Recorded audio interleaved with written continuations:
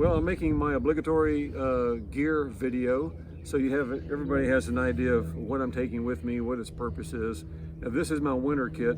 Hopefully, there's 2 or 3 pounds of things I'll be able to send home after sometime I'm into Virginia. I had everything loaded up. My base weight, which is everything I count as everything but my food and water, comes out to about 16.1 pounds.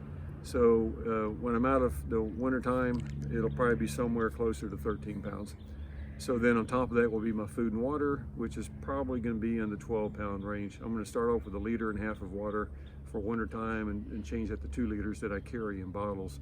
Of course, I have a filter. I can unlimitedly filter water.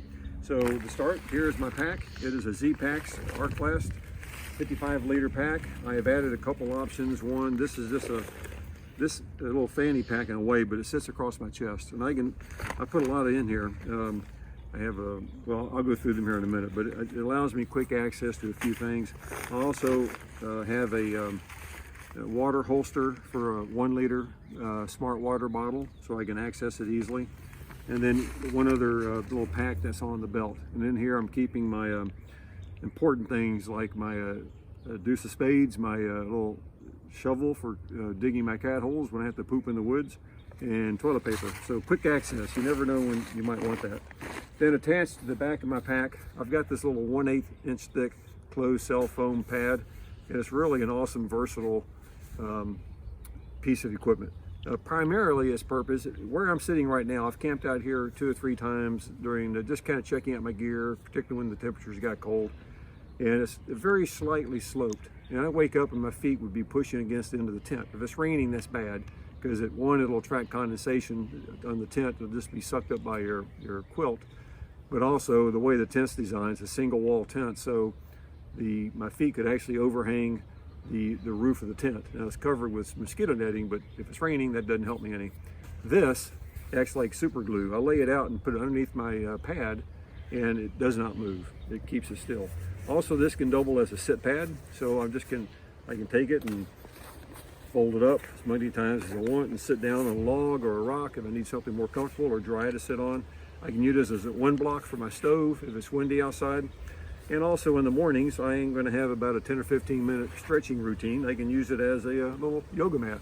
So it's a really cool little device that I will get a lot of use out of. But fortunately, it's highly durable and it's waterproof. And it's going to just attach to my pack down here at the bottom.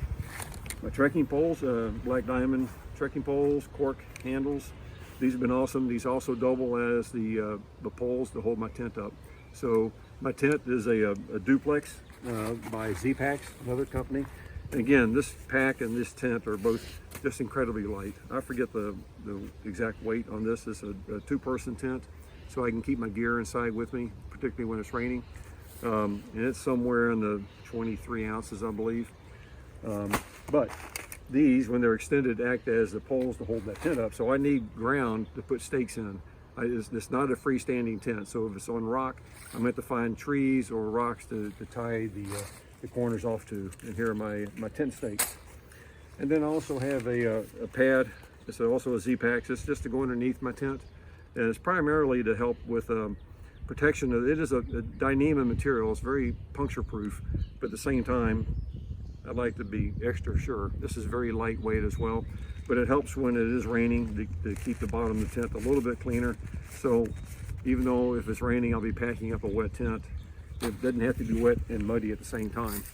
Now, as far as my sleeping gear, I have a quilt.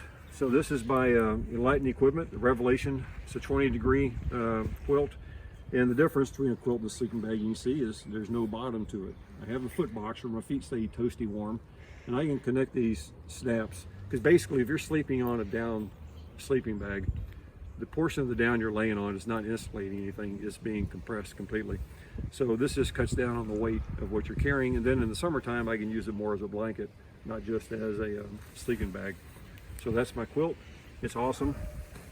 And then going inside that, I have a bag liner, because once I really get going and it's hot, I'll be sweating a lot and not taking showers, so I can't easily clean and wash my quilt, but my quilt liner I can. And this also doubles as extra warmth in the wintertime. It adds about an extra 12 to 14 degrees of warmth in the wintertime when it's cold.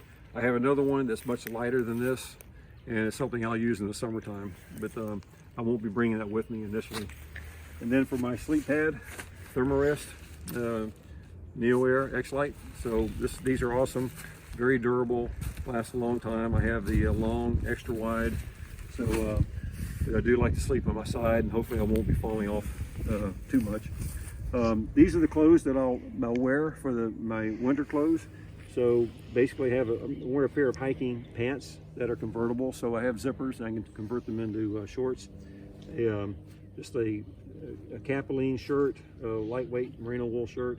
Then I have a midweight, just another merino wool layer to put on. When it's really getting down in the 20s, even in the low 30s, this is nice to have on to hike with, so I may not wear it all the time.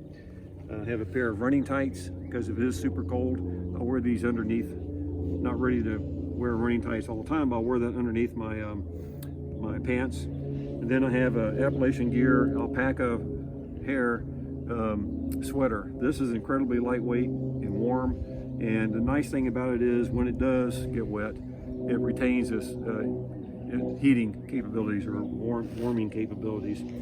Same thing I have from the same company, Alpaca Gator, so I wear this around my neck. And also when it's cold, I discovered this is great to sleep just pulled up over my eyes and my nose and my mouth.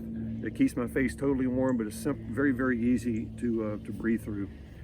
And just a beanie that I'll wear when I'm hiking and sleeping, and a pair of gloves, and 2 socks. One is a sock liner. This is like a toe sock. Each toe has its own little place to go.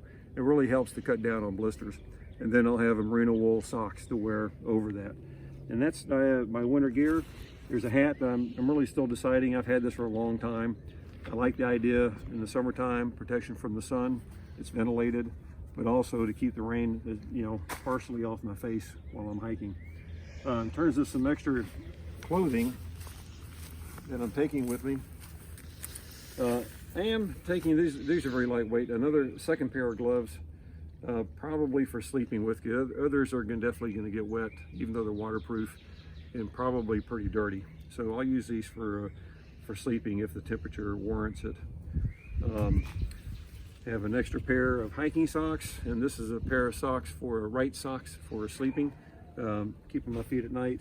A pair of hiking shorts, a short sleeve hiking shirt, and then I have a midweight long johns. These are merino wool pants, tops and bottoms, and they're pretty heavy, and so that'll definitely go home as soon as winter is over, but those I'll be using for sleeping, and it does keep me warm. So far I slept at the coldest, it's been down to about 20, and I was fine with that.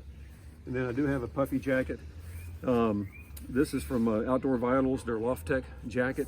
And the awesome thing about this, a couple of them, one, it has a hood. It is waterproof, not waterproof, but water resistant. It is synthetic, so it can get wet and not lose its insulating properties. But it has a hood, and also has pit zips. So I can ventilate the jacket just by unzipping the zippers underneath the underarms. And because you can get very hot when you're hiking, but when you got a rain jacket on or a puffy jacket like that. But I want to make sure I'm warm, and primarily this can be used for camp, but if I need it in an emergency to hike with because the temperatures or the conditions, then I will have it. These are my various stuff sacks that I'm going to have. This is a waterproof smaller stuff sack.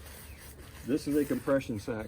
This thing, when my quilt is in here, it compresses down to full about that tall. It really squeezes it down, which helps get it into plenty of leave room in my pack.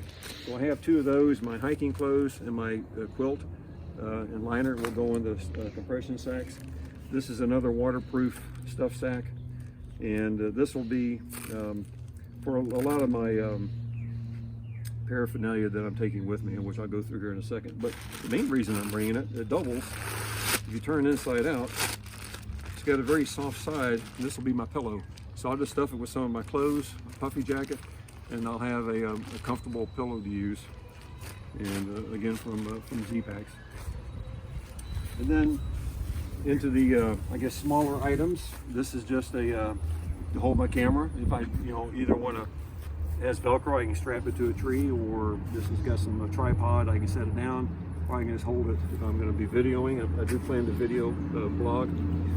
This is my cooking pot. This is really to keep things from rattling around, but it's a bandana also.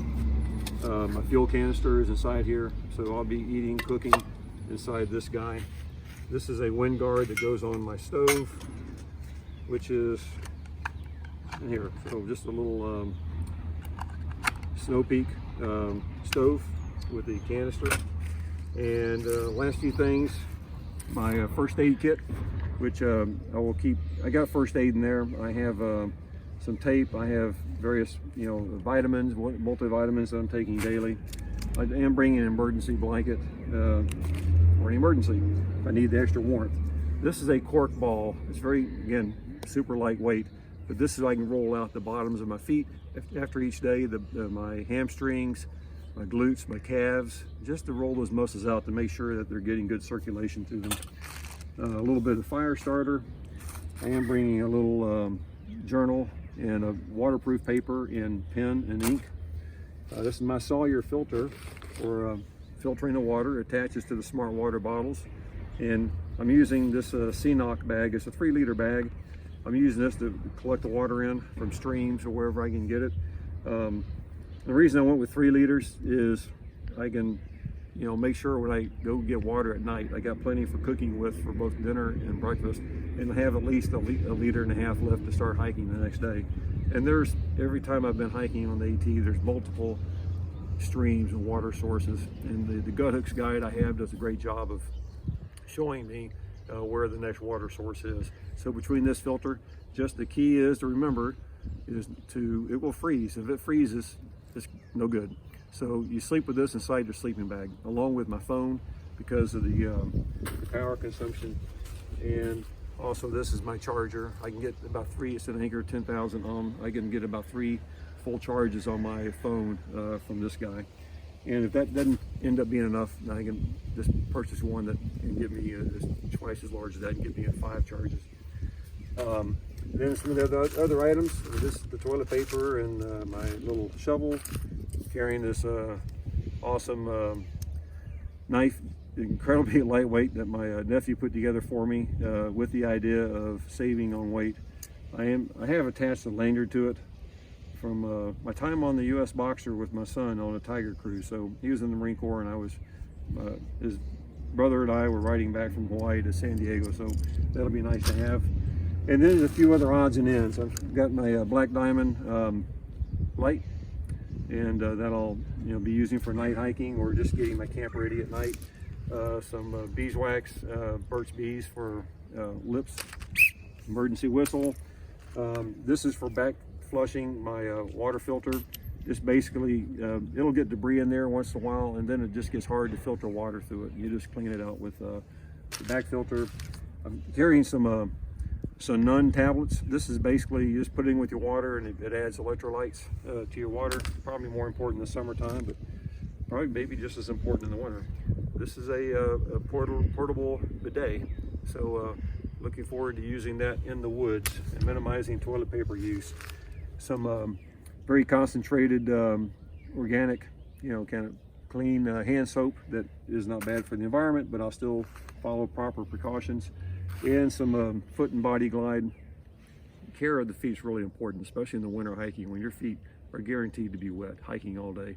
If you're going through snow, slush, rain, whatever it may be, your shoes and socks and feet are going to get wet. So you got to care for your feet every night, or you will definitely have trouble. And then just some wired headphones. I prefer to be connected with wires and just use one at a time versus the earbuds that could drop out or they're just not as comfortable to me. And then over here just have my 2 water bottles that I'm going to start with. And this is my food bag. This is an Ursack bag. It is not critter proof, but bear proof. So basically, instead of having to hang a bag over a tree, which I really wasn't interested in doing, this will allow me just to tie it off on a tree branch that is at a height I can just reach. A bear can reach it too, but Supposedly bears can't, now they may crush everything that's in here. The food may get ruined, but they won't run off with it, or my bag, or my way to transport food. And I am now going to take everything, put it back in the pack, so you see how it fits. Again, the pack weight is 16.3 pounds before I put in food and water. So that's it. That's my gear review, and I'll be leaving here in about 10 days to get on the trail. Thanks.